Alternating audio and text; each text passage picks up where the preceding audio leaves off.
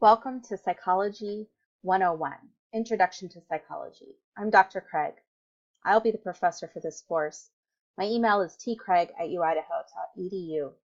Today, I just want to provide you with a little bit of information about the syllabus. I don't want to go through everything in great detail. I feel like you can read that on your own. I just want to point out a few things that will be helpful to you, and then there's some additional videos that'll provide even more explanation about some more complex features of the course.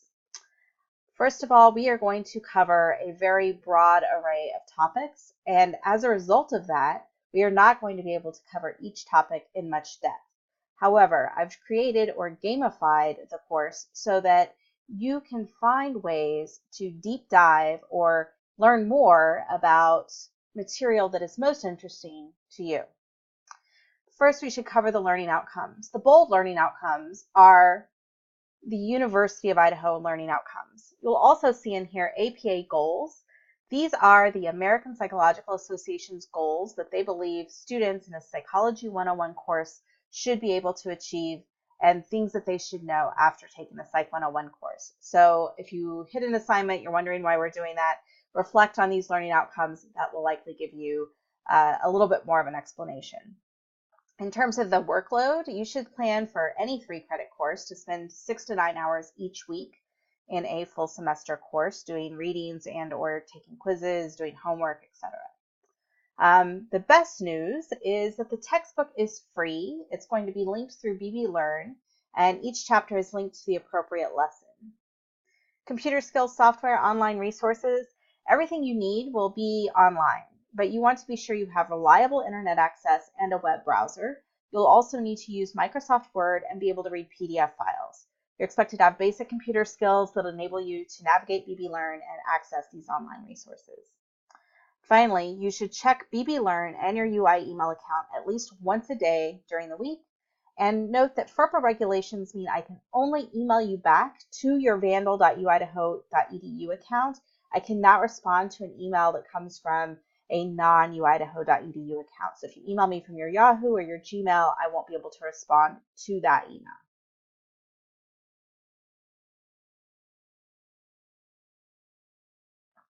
Center for Disability and Access Resources provides students who have documented temporary or permanent disabilities accommodations. Please reach out to them if you are at all curious or think you might need some accommodation. We do everything we can.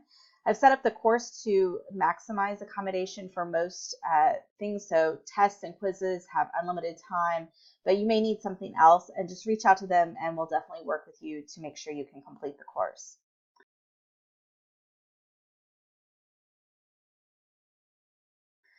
The course is organized into 14 modules spread over 5 units. Each module is going to cover a topic or subfield in psychology, and for each topic you're going to do at least a reading and a quiz. There'll be some additional options for additional readings and additional quizzes, and you get to pick and choose which of those you want to do. There's also 5 unit exams. You should plan to do all 5 exams. All of the quizzes and exams are open book, unlimited time, so you can maximize your performance.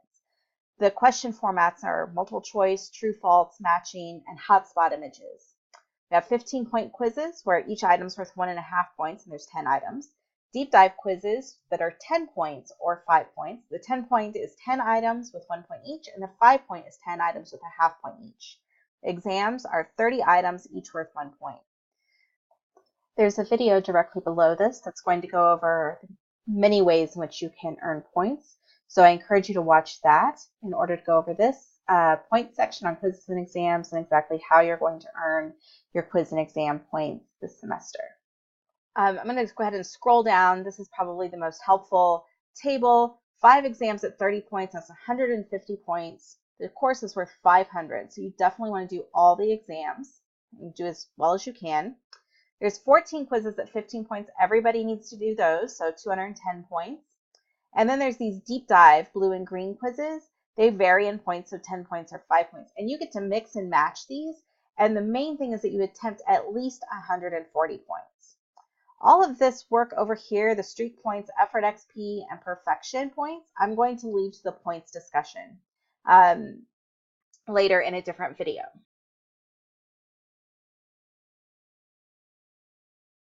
On the course schedule, I've color-coded the quizzes. So again, you're going to do all of the red quizzes, and then you're going to attempt 140 points of green and blue quizzes. Again, be sure that you watch the points video to understand how and why you might want to do more or less of the blue and green quizzes.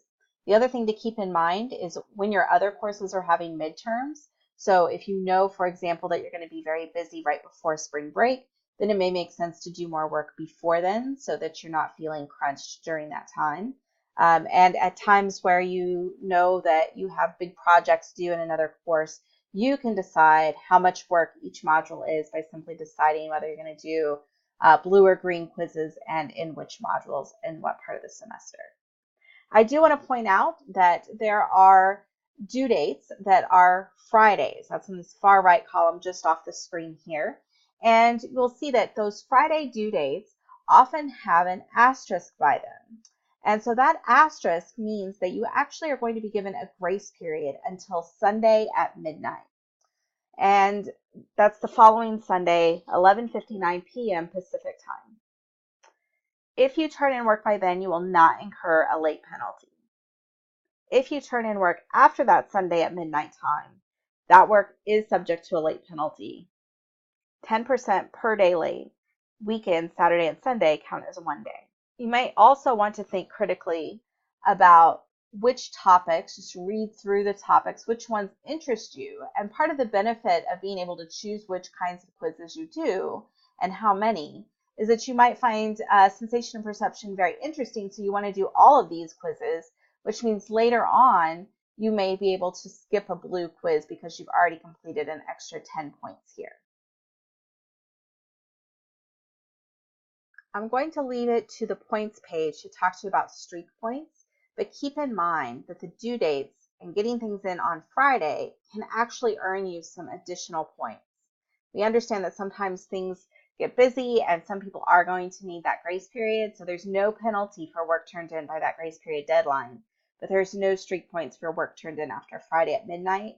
And this grace period does not apply to the third research summary nor to the Unit 5 exam during finals week. Those are both due Friday by 5, and that's a hard deadline. You might want to think about due dates as due by and not due on. You should work with this in mind. Instead of thinking about you're going to complete an assignment on that particular date, complete it earlier than that date. This allows you to get ahead and take care of any technical difficulties or questions that come up. The TA and I often do not answer email on the weekend. That is, our work week is Monday through Friday.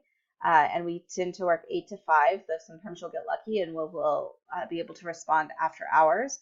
So if you do things a little bit early, that gives us time to respond to any questions that come up as you go through the course. Once again, welcome to the course. Be sure to keep watching the videos below. You'll learn more about all the kinds of points you can earn, as well as the simplified option for those of you who want a no frills, no bells and whistles kind of course. I look forward to working with you in this course. Please email if you have any questions or concerns. Always happy to help, and here's to a great semester.